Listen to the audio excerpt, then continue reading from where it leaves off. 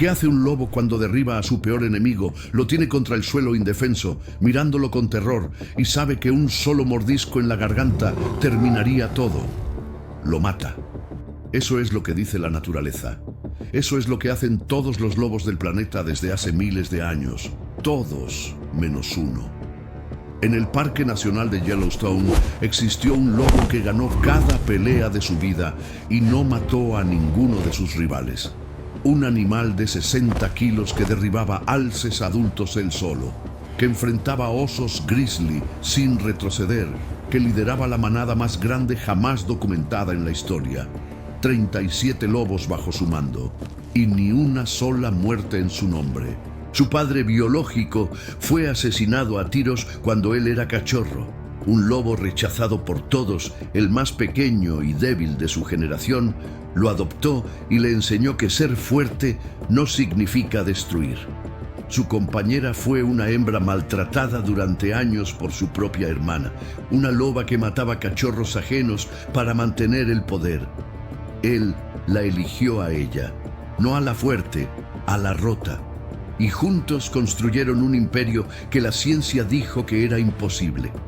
Cuando su compañera fue asesinada por una manada rival, el lobo más invencible de Yellowstone dejó de comer, dejó de jugar, y un día subió solo hasta un prado con vista al valle que había gobernado durante años.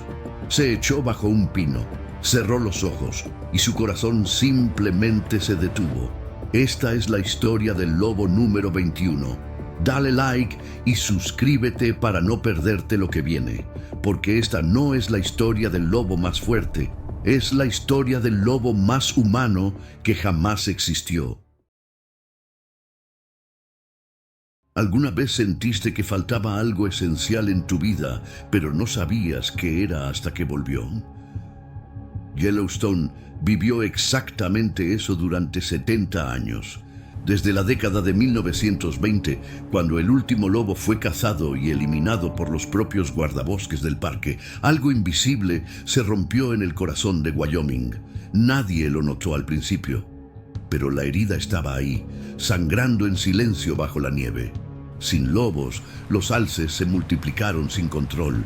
Comían todo: arbustos, cortezas, brotes jóvenes que nunca llegaban a convertirse en árboles. Las orillas de los ríos quedaron desnudas. Sin raíces que sujetaran la tierra, los ríos empezaron a cambiar de curso. Se ensancharon, se volvieron poco profundos. Los castores desaparecieron porque ya no tenían árboles para construir sus represas. Sin represas, los estanques se secaron. Sin estanques, las ranas murieron. Sin ranas, las aves que se alimentaban de ellas se fueron. Un solo depredador eliminado y el ecosistema entero se desmoronó como fichas de dominó. Los biólogos lo llaman cascada trófica. Pero en palabras simples es esto: cuando eliminas al que todos temen, los que ya no temen destruyen todo lo demás. Yellowstone era un cuadro hermoso pero incompleto. Le faltaba el alma salvaje, le faltaba el aullido. En 1995, el gobierno de Estados Unidos tomó una decisión que dividió al país. Capturaron lobos grises en Canadá y los transportaron en cajas de madera hasta el corazón de Yellowstone. Cuando abrieron las jaulas y las primeras patas grises tocaron la nieve de Wyoming, el mundo contuvo la respiración. Los ganaderos de la zona prometieron guerra. Los biólogos rezaban porque los lobos sobrevivieran. Los políticos se preparaban para las demandas judiciales.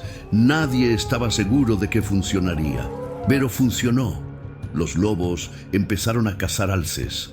Los alces dejaron de destruir las orillas.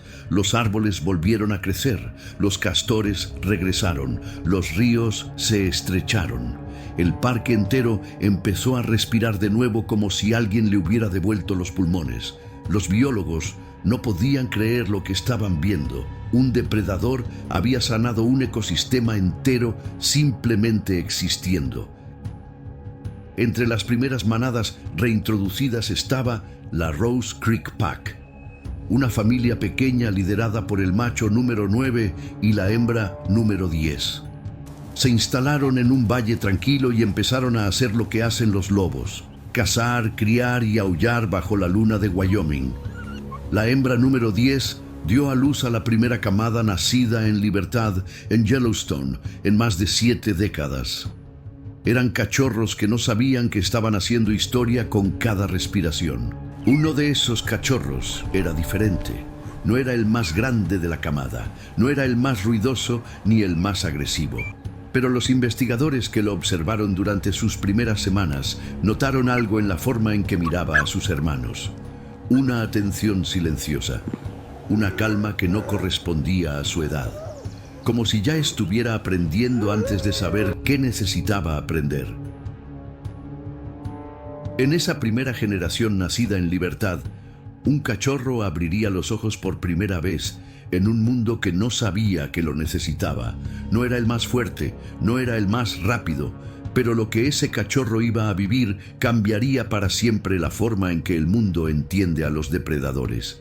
Y todo empezó con una tragedia que destrozó a su familia antes de que él pudiera caminar solo.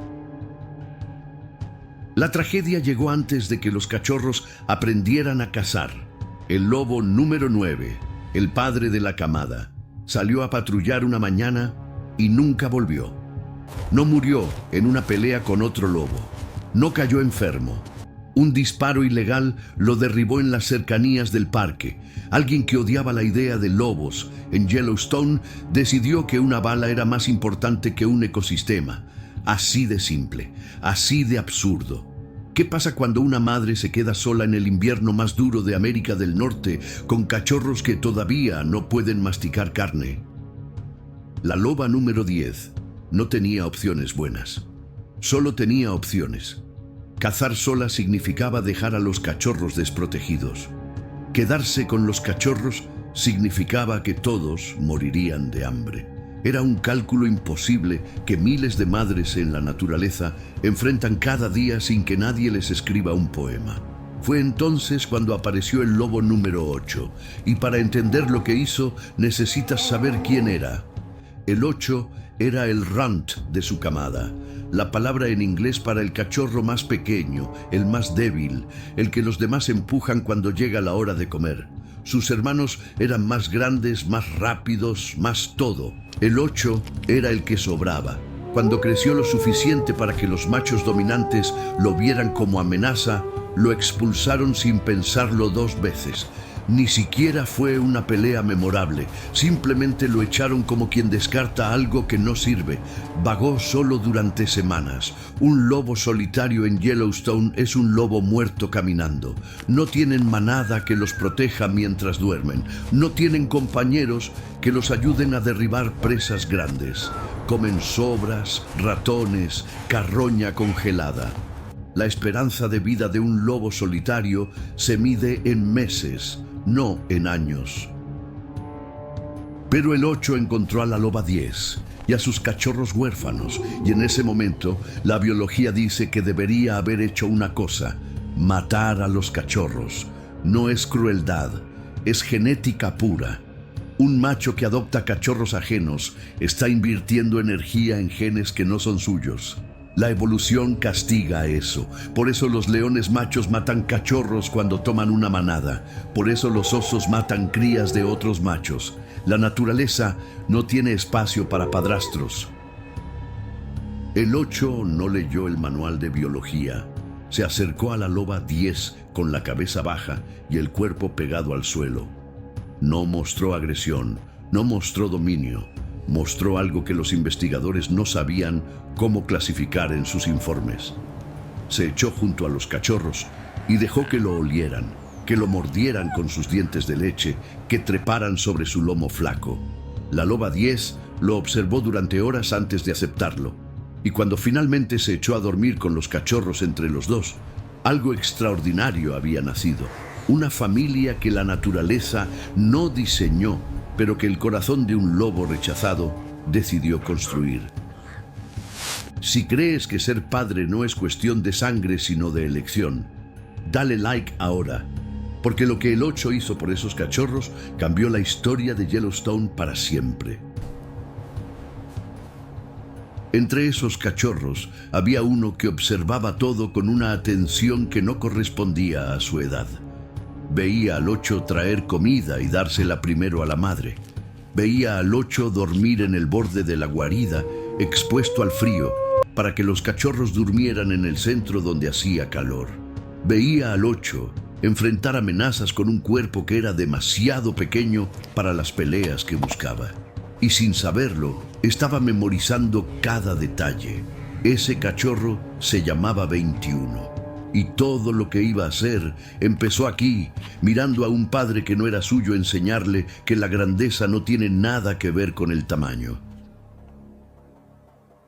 En los 2 años de edad, el 21 ya no se parecía a ningún otro lobo de Yellowstone. Era una anomalía con patas, 60 kilos de músculo comprimido en un cuerpo que parecía diseñado para la guerra. Hombros anchos como los de un oso pequeño, pecho profundo que resonaba cuando respiraba en el aire frío de la mañana.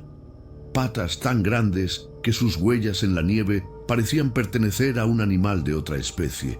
Los biólogos que lo rastreaban con telescopios desde las colinas empezaron a documentar cosas que no deberían ser posibles para un solo lobo. Lo vieron derribar a un alce adulto él solo. Un alce pesa 300 kilos. Normalmente se necesitan 3 o 4 lobos trabajando en equipo para ejecutar esa cacería. El 21 lo hizo como si fuera un ejercicio de calentamiento. Lo vieron enfrentarse a un oso grizzly que intentaba robar la comida de su manada.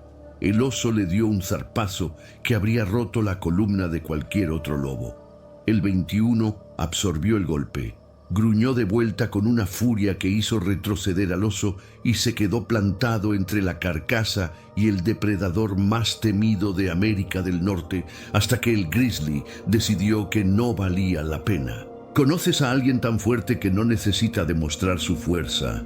Alguien que podría destruirte, pero elige levantarte. Eso era el 21. Porque lo más extraordinario de este lobo no era lo que hacía con sus enemigos.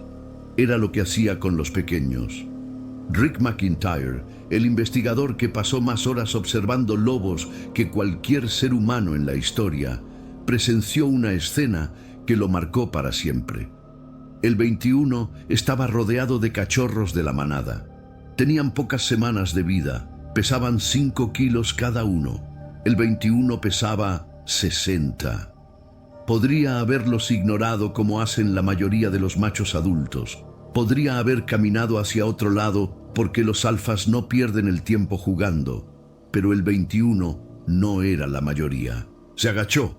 Empezó a correr despacio con los cachorros persiguiéndolo. Tropezó a propósito. Cayó al suelo de forma exagerada. Los cachorros se le tiraron encima mordiendo su cola, sus orejas, su melena.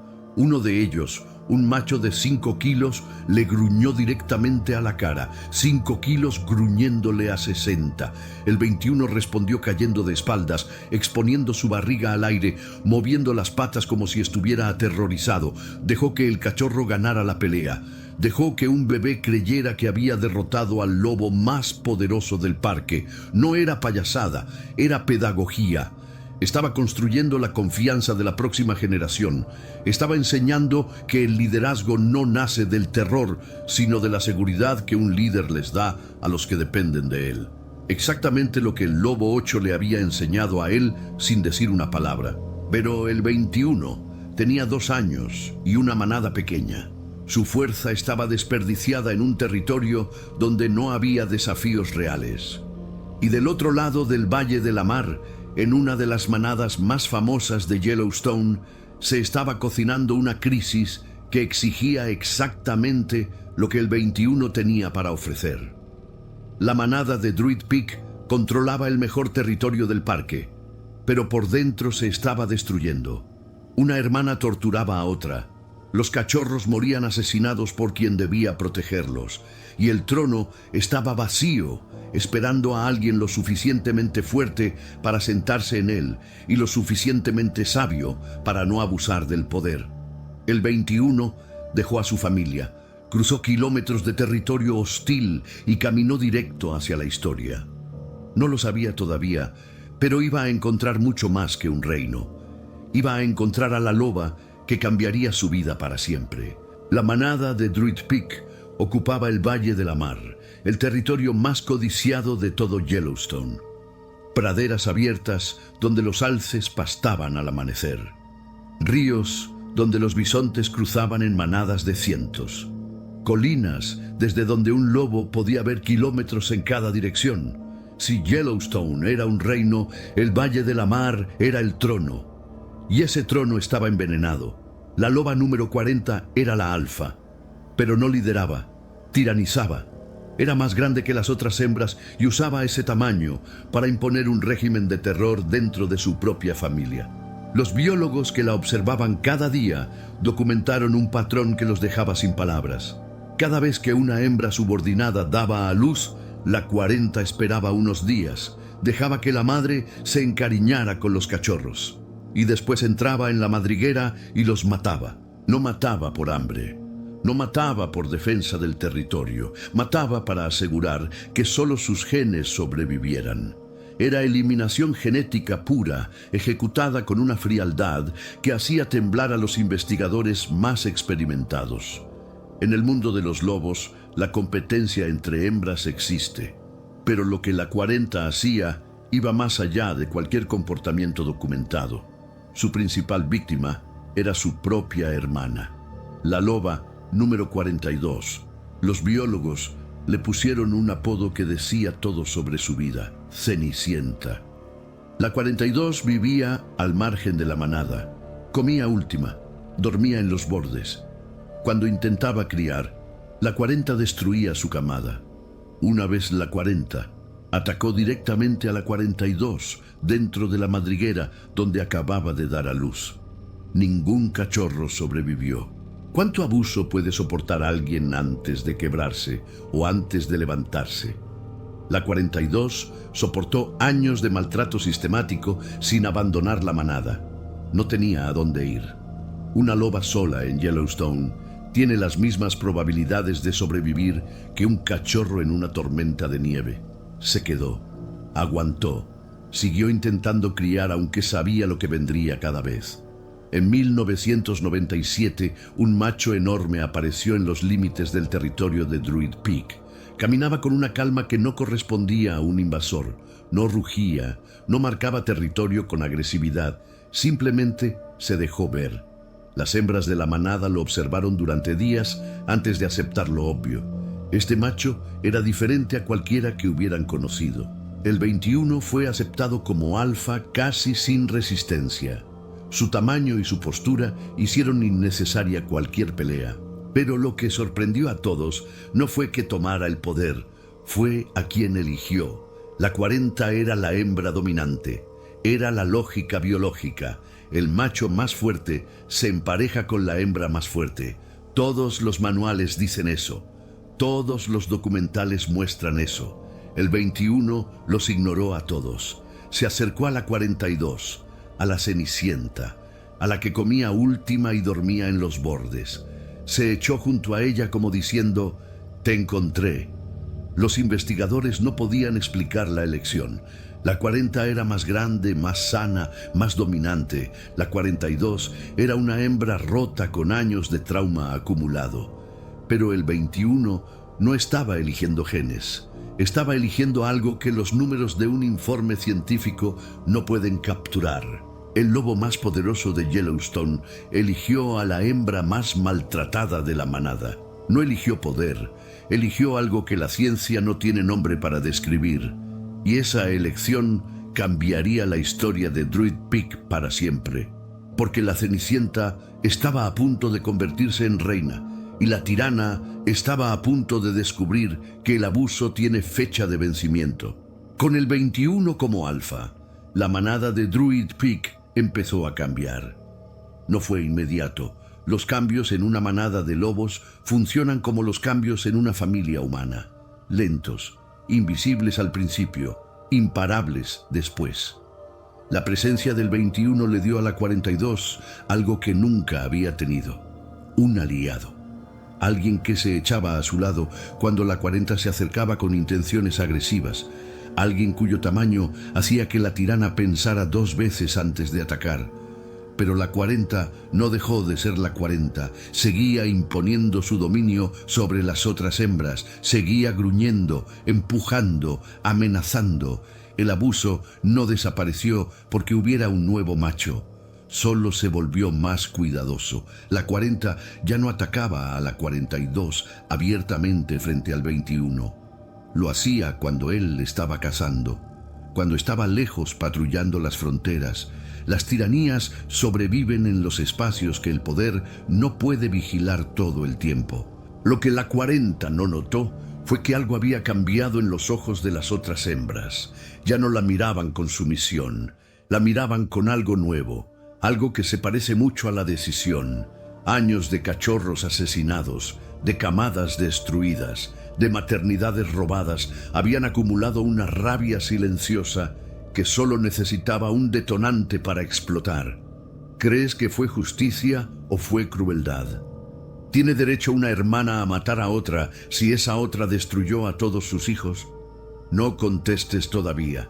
Escucha lo que pasó primero. Un día del año 2000, las hembras de Druid Peak hicieron algo que los biólogos observaron, conteniendo la respiración detrás de sus telescopios. Se organizaron. No hubo una señal visible. No hubo un aullido de guerra. Simplemente se movieron juntas hacia la 40 con una coordinación que parecía ensayada durante años de silencio. La 42 estaba entre ellas, la cenicienta que había soportado cada golpe, cada cachorro muerto, cada humillación. Caminaba con sus hermanas hacia la hembra que les había robado todo. La 40 entendió lo que estaba pasando demasiado tarde. Intentó gruñir. Intentó imponer la misma dominancia que había funcionado durante años. Pero esta vez no había cachorros indefensos frente a ella. Había hembras adultas con años de furia acumulada. La atacaron juntas, la derribaron y la mataron. El 21 observó desde la distancia sin moverse. Los investigadores esperaban que interviniera. Era el alfa. Tenía la fuerza para detener todo con un solo gruñido, pero no se movió. No porque no pudiera, porque entendía algo que la ciencia tardó años en aceptar. El orden de la manada no podía ser restaurado por un macho. Tenía que venir de las hembras que habían sufrido. Tenía que venir de abajo. Suscríbete para ver cómo el lobo más poderoso y la loba más maltratada de Yellowstone construyeron juntos un imperio que la ciencia dijo que era imposible. Porque lo que viene después es la parte de la historia que nadie se esperaba. La 42 se quedó de pie sobre el cuerpo de su hermana, respirando con la intensidad de quien acaba de cruzar una línea que no tiene retorno. Las otras hembras la miraron, y en ese momento, sin ceremonia, sin rugidos, sin espectáculo, la Cenicienta se convirtió en la nueva alfa de Druid Peak. La loba que comía última ahora comería primera. La loba que dormía en los bordes ahora dormiría en el centro. La loba que nunca pudo criar un cachorro hasta la adultez ahora tenía un reino entero para llenar de vida. Y a su lado el 21 la miraba con la misma calma con la que la había elegido el primer día. Una manada de lobos normal tiene entre 5 y 10 miembros. Así funciona la naturaleza. Más de 10 bocas significa más competencia por comida, más conflictos internos, más posibilidades de que el grupo se fragmente y se destruya desde adentro. Los biólogos llevan décadas estudiando manadas y la conclusión siempre es la misma. Hay un límite natural que ningún alfa puede superar por mucho tiempo. El 21 y la 42 no leyeron esa conclusión. Bajo su liderazgo, la manada de Druid Peak creció a 20 lobos, después a 25, después a 30. Y en el año 2001, los investigadores contaron 37 miembros en una sola manada. 37 superdepredadores viviendo, cazando y durmiendo juntos en el Valle de la Mar. La manada más grande jamás documentada en la historia de la biología de lobos. ¿Cómo es posible? ¿Cómo mantienes el orden entre 37 personalidades con garras y colmillos? La respuesta estaba en la forma en que el 21 gobernaba. Nunca golpeó a un miembro de su familia. Nunca mordió a un subordinado que se portara mal. Si un lobo joven hacía algo que no debía, el 21 simplemente lo miraba, fijamente, sin gruñir, sin moverse, solo una mirada de esos ojos que habían hecho retroceder a osos grizzly, y el joven bajaba la cabeza sin necesidad de que le dijeran nada más. ¿Qué harías tú si tu peor enemigo estuviera en el suelo, derrotado, mirándote con terror? ¿Lo matarías o lo dejarías ir? Escríbelo en los comentarios, porque la respuesta del 21 es lo que lo convirtió en leyenda. En el mundo de los lobos, las guerras territoriales son la principal causa de muerte entre adultos. Cuando un alfa rival invade tu territorio, lo matas o mueres intentándolo. Esa es la ley que ha funcionado durante miles de años en cada bosque de cada continente donde existen lobos. El 21 rompió esa ley cada vez que tuvo la oportunidad. Rick McIntyre documentó decenas de enfrentamientos. El patrón siempre era el mismo. Un lobo rival aparecía en territorio de los druids. El 21 lo interceptaba. La pelea comenzaba y duraba segundos porque la fuerza del 21 era tan superior que el resultado nunca estaba en duda. En el momento en que el rival quedaba inmovilizado contra el suelo, cualquier otro alfa del planeta habría cerrado las mandíbulas sobre la garganta. El 21 no. Se quedaba encima del rival mirándolo a los ojos. Esperaba, respiraba, dejaba que el terror hiciera su trabajo. Y cuando el rival dejaba de luchar, cuando aceptaba la derrota con el cuerpo completamente inmóvil, el 21 se levantaba y lo dejaba irse. Una vez, 6 lobos de una manada rival atacaron a miembros de los druids, 6 contra los suyos. El 21 llegó como una tormenta, derribó al primero con un golpe lateral que lo mandó al suelo. El segundo retrocedió al verlo. El tercero intentó huir. El 21 persiguió a los invasores hasta la línea de árboles, atrapó al más lento, lo inmovilizó contra la nieve, le gruñó en la cara durante segundos que debieron sentirse como horas y lo soltó. 6 vinieron, 6 se fueron, ninguno murió.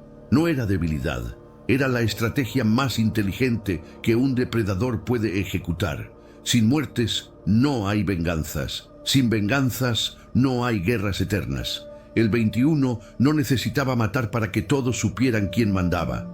Su misericordia era su arma más poderosa. Y durante años, el Valle de la Mar fue el territorio más pacífico y más temido de Yellowstone al mismo tiempo. Pero el tiempo no perdona ni a los reyes, y lo que se acercaba destruiría al 21 de una forma que ninguna pelea jamás pudo. Los años pasaron sobre el 21 como pasan sobre todos los reyes. Lentamente al principio, después sin piedad. Su pelaje, que antes brillaba contra la nieve, empezó a opacarse. Las cicatrices de cientos de peleas se acumularon en un mapa de guerra que cubría su cuerpo entero. Sus patas ya no tenían la explosividad que una vez hizo retroceder a osos grizzly. Tenía 9 años. Para un lobo salvaje, 9 años es una vida extraordinariamente larga. La mayoría no pasa de 6, pero el 21 seguía patrullando. Cada noche salía del centro de la manada y caminaba los límites del territorio, marcando árboles y rocas con una disciplina que no había cambiado en casi una década. Era más lento, se detenía más seguido para descansar, pero seguía haciéndolo porque eso es lo que hacen los reyes que no abdican por comodidad, sino por necesidad. La 42 también había envejecido, pero juntos seguían siendo el centro gravitacional de los druids. Donde ellos dormían, dormía la manada. Donde ellos cazaban, cazaba el grupo. Después de tantos años juntos, se movían como una sola criatura. Ella miraba hacia la izquierda y él cubría la derecha sin necesidad de comunicación visible. Habían desarrollado un lenguaje que los biólogos solo podían describir como intuición compartida. ¿Cómo le explicas a un animal que la razón por la que vivía ya no existe? ¿Cómo describes el momento en que un lobo descubre que el centro de su universo desapareció? En 2004, una manada rival aprovechó un momento en que el 21 estaba lejos. Invadieron el territorio de los druids con la agresividad de quienes saben que el rey está ausente. Las hembras de los druids pelearon. Intentaron defender lo que el 21 y la 42 habían construido durante años, pero eran superadas en número y tomadas por sorpresa. En la confusión del ataque, la loba 42 fue alcanzada, la Cenicienta que se convirtió en reina. La hembra maltratada que el 21 eligió cuando nadie más la habría mirado. La madre de generaciones de lobos druid. Murió en la pelea defendiendo el territorio que una vez le fue negado por su propia hermana. Cuando el 21 regresó y encontró el cuerpo, los investigadores que observaban desde las colinas presenciaron algo que ninguno olvidaría en su vida. El 21 se acercó a la 42 lentamente. La olfateó. Le dio un empujón suave con el hocico, como si intentara despertarla. Cuando ella no respondió, se echó a su lado y apoyó su cabeza sobre el cuerpo de su compañera. Entonces aulló. No fue el aullido territorial que se escuchaba cada noche en el Valle de la Mar. No fue el aullido de guerra que precedía cada enfrentamiento. Fue un sonido largo, quebrado, que subía y bajaba como si el aire no fuera suficiente para sostenerlo. Rick McIntyre, que había escuchado miles de aullidos en sus años de investigación, dijo que nunca antes ni después escuchó algo igual. Era el sonido del duelo en su forma más pura. El 21 dejó de comer, dejó de jugar con los cachorros, dejó de patrullar con la intensidad que lo definía. Se movía por el territorio como una sombra de lo que fue. Los miembros de la manada lo buscaban, pero él se alejaba. Se sentaba solo en las colinas mirando el valle durante horas sin moverse. El espíritu del rey se había quebrado, no por garras, no por colmillos, por la ausencia de la única loba que lo hacía sentir que el valle era un hogar y no solo un territorio. Pero al 21 le quedaba una última decisión, y la forma en que eligió despedirse demostró que hasta el final fue el lobo más extraordinario que Yellowstone jamás conoció. Poco tiempo después de la muerte de la 42, el 21 hizo lo que hacen los viejos reyes cuando su era termina. No peleó por mantener un trono que ya no significaba nada sin ella. No se aferró al poder, como hacen los tiranos que confunden el territorio con la identidad. Simplemente empezó a alejarse. Cada día caminaba un poco más lejos del centro de la manada que había construido. Cada noche dormía un poco más solo. Los lobos jóvenes que él mismo había criado empezaron a asumir las patrullas. Las hembras que habían aprendido a cazar bajo su liderazgo tomaron las decisiones que antes tomaba él. El 21 los observaba desde la distancia, con la calma de un padre que sabe que sus hijos ya no lo necesitan. La manada seguía funcionando. El legado estaba asegurado. Ya podía irse. ¿Crees que un animal puede decidir dónde termina su historia? ¿Crees que un lobo sabe cuándo llegó el momento de despedirse? Los científicos dicen que no, que los animales no tienen conciencia de la muerte, que no planifican su final. Pero lo que el 21 hizo en sus últimos días hace difícil aceptar esa respuesta con certeza. En junio de 2004, el 21 se alejó de la manada por última vez. No caminó hacia territorio enemigo donde una pelea podría esperarlo. No bajó al río donde las presas se reunían. Subió. Caminó cuesta arriba durante horas con patas que ya no tenían la fuerza de sus mejores años. Pasó los bosques de pinos que había patrullado miles de veces. Pasó las rocas donde se sentaba a vigilar a sus cachorros cuando eran pequeños. Siguió subiendo hasta llegar a un prado alpino en lo alto de una colina. Un claro abierto con una vista panorámica del Valle de la Mar. Desde ese prado podía ver todo. El río donde cazó su primer alce, las praderas donde jugaba a perder con los cachorros, el territorio que gobernó con misericordia durante años, el lugar donde la 42 dormía a su lado cada noche. Todo estaba ahí abajo, pequeño y hermoso, como un mapa de la vida que vivió. El 21 se echó bajo la sombra de un gran pino. La señal de su collar de radio dejó de moverse. Cuando Rick McIntyre llegó al prado y lo encontró, describió una escena que parecía compuesta por alguien que entiende que algunas historias merecen un final a la altura de quien las protagonizó. El 21 estaba echado mirando hacia el valle, sin heridas, sin sangre, sin señales de lucha. La necropsia confirmó lo que la escena sugería. Su corazón simplemente se detuvo. El corazón que bombeó sangre hacia músculos invencibles y que albergó una compasión que la ciencia todavía no puede explicar, por fin descansó. Los descendientes del 21 todavía corren por Yellowstone. Su sangre fluye por las venas de manadas que él nunca conoció. Hoy existe una estatua en el parque que se convirtió en lugar de peregrinación para personas que viajan desde el otro lado del mundo solo para pararse donde él vivió. Rick McIntyre escribió un libro entero sobre su vida porque algunas historias no pueden quedarse en informes científicos que nadie lee. ¿Cuántas veces en tu vida elegiste perdonar cuando podías destruir? ¿Cuántas veces elegiste proteger cuando era más fácil ignorar? Eso es lo que hizo el 21 cada día de su existencia. No necesitó matar para ser el más fuerte. No necesitó gritar para ser escuchado.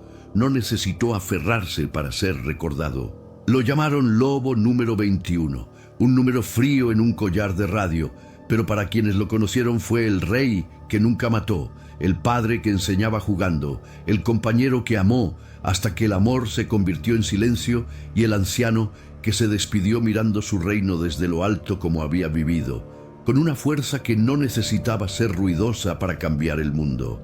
Comparte esta historia con alguien que necesite recordar que la verdadera fuerza no es destruir, sino proteger. Y si quieres ver más historias reales de animales que desafiaron todo lo que creíamos saber, suscríbete y activa la campana. Nos vemos en el próximo video.